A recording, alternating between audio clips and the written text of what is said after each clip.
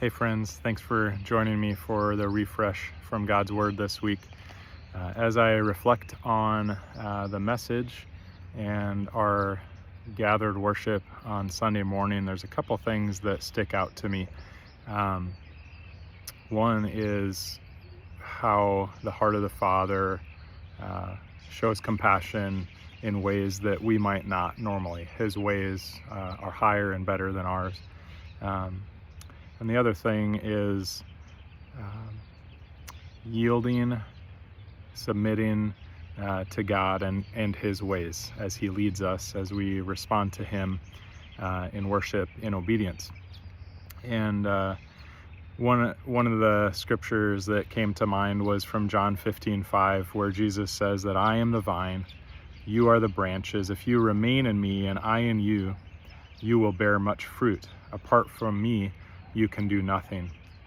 And so when we abide in Jesus, when we remain in Him and seek Him,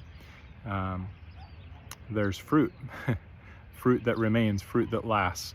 And thinking specifically of compassion this week, as we reflect this week, as I've been reflecting, and the Lord has been leading me in this personally, challenging and convicting me in ways that I am invited and called and commanded even to show compassion as He leads me.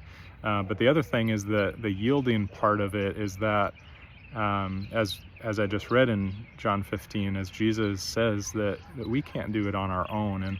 And there's these lyrics that we sang from the song New Wine on Sunday morning. So I yield to you and to your careful hand. When I trust you, I don't need to understand.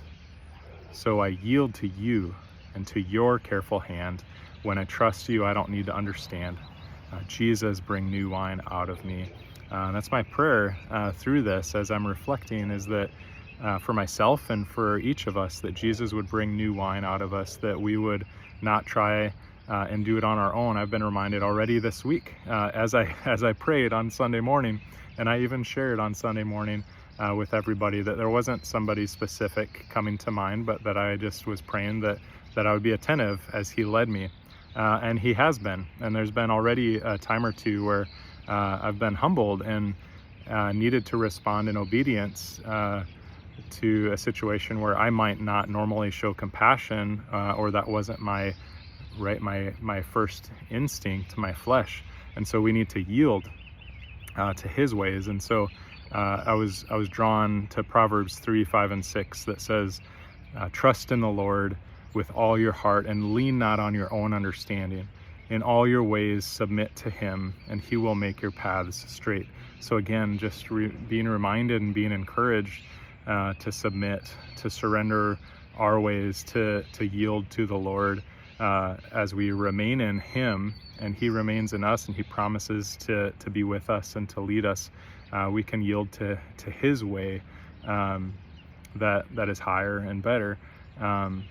And I just keep coming back to this line of the song New Wine. When I trust you, I don't need to understand, right? So in Proverbs, trusting in the Lord in His ways, not leaning on our understanding. It's not about figuring it out or understanding or knowing how to do this or that, but it's about submitting, surrendering, yielding to His perfect ways, and remaining in Him, abiding in Him as He leads us.